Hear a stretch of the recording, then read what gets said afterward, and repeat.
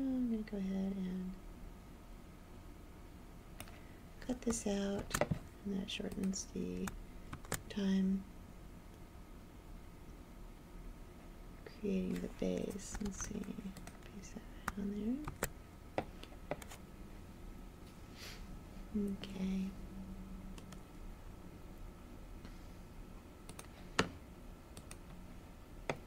Merge down. There we go. Alright.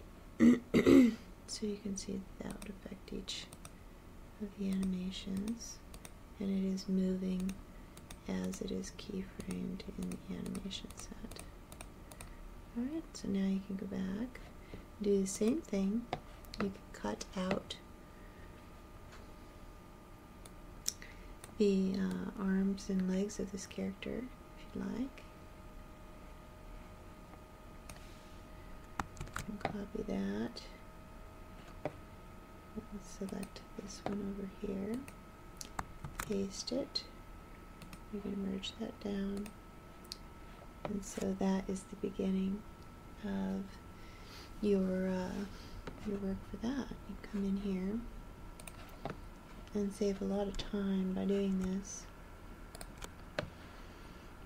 duplicating and pasting.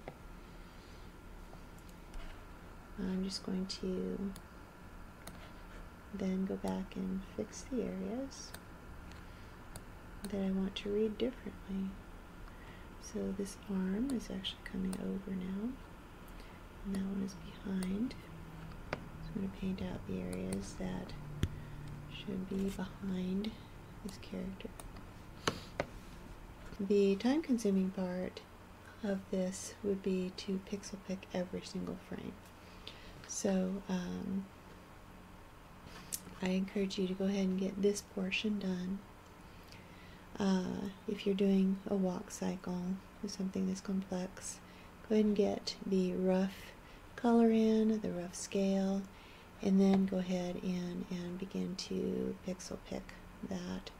Again, once you get that portion done, you can copy and paste your work into the other opposite layer and save yourself some time there. Alright, so here he goes. Alright, look at this at 100%. And there he is. Nice and tiny. Alright, the next step, of course, is to go in and do your particular style, your character, over your animation, as I have started to do. And then what I'll do is go in, and the transparent color that is used for our particular game engine, it'll be different for your game engine, is a bright green, and I'll go ahead and drop that into the background, and that will change all of the animation keys, because I am working on transparency here. However, that does affect your image. If you don't go with a solid color, and by that I mean not anti-aliased, you can see that I have a number of different greens in here now, and they're blending with my browns, and that's not what I want, because when I get the transparency on that in the game engine, it's only going to see that one color. All of these additional green colors are not going to go away, because those will not be the transparent color. They're different colors. So I'll have a green halo around my character, and we don't want that. So the way that I do that sometimes is to stay with a white background, and I will duplicate. You can do it one of two ways. You can come in here and make sure that you've cleaned it all out with opaque colors. Sometimes when you're working in Photoshop, that's pretty difficult to do. So what I like to do is simply come in here and create a new layer, fill that with white so that I can see where that halo is. Sometimes folks will fill it with a medium gray, which is highly recommended. I've done this for a number of products in the past for 2D side scrollers. If you fill it with a medium gray or light to medium gray, then you will have less of a halo effect. By that I mean medium gray is blends well, it's inconspicuous, and when you put that over various colors, if you have colored backgrounds, that's another consideration you need to take. If your character is going to be traveling over primarily dark backgrounds, then pick a color or a shade of gray that is averaged on those particular backgrounds. If they're brightly colored, you'll want to try to pick a medium gray. If they're light colored for the most part, pastel shades, then take into consideration the fact that you will want to anti-alias your character, if that's the style that you're choosing, to a lighter color. Many pixel art characters are simply picked to a black outline. That's a very popular look still today, so if you're doing that, you won't have to consider the background tricks that I'm telling you now. But if you're going with a little bit more realistic look, you'll want to anti-alias your character to begin with to a medium gray. And how I do that is to simply create a background and merge down that particular layer that I want to clean up, and then I'm going to come in here and select, without anti-aliasing on, select around that and delete that layer, that extra layer. So now I can see where my character needs to be cleaned up.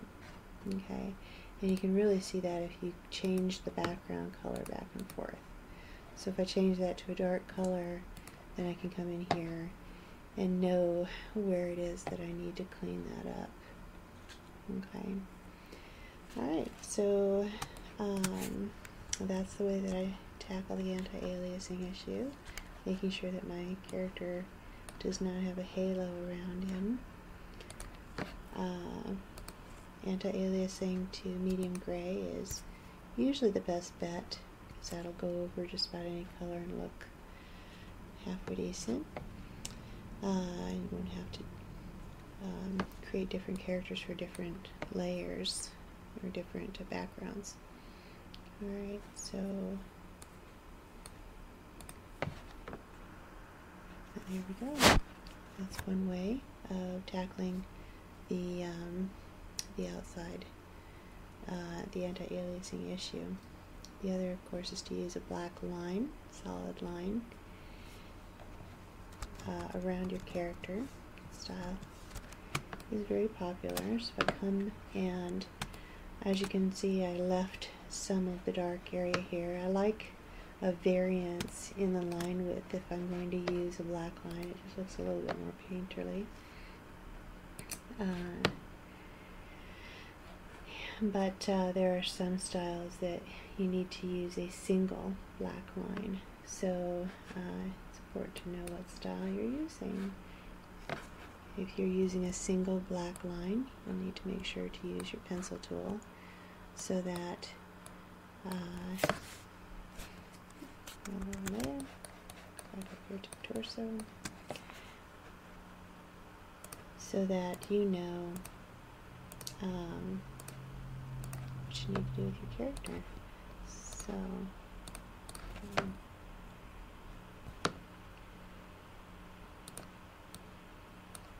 right, that,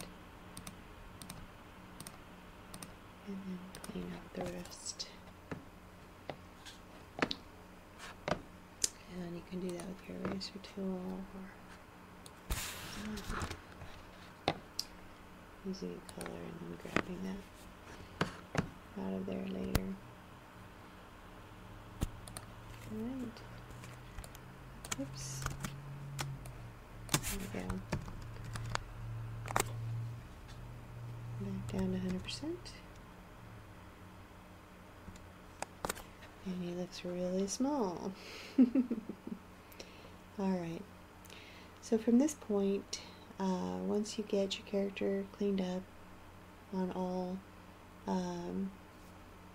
the different layers, then you go ahead and save him out again as a GIF, making sure that your background color is the color of the location 1 in your palette. If you have a special palette that you need to apply, or condense your palette to 256 and mode right here to index color. Your animation, you can go ahead to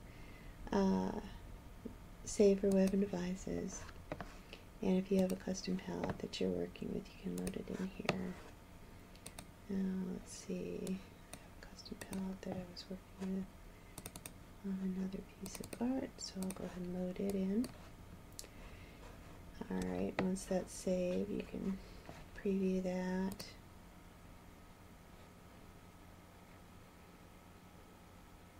Once that's saved in, you can go ahead and preview that again and save your animation. Again, you will just want to save that on once.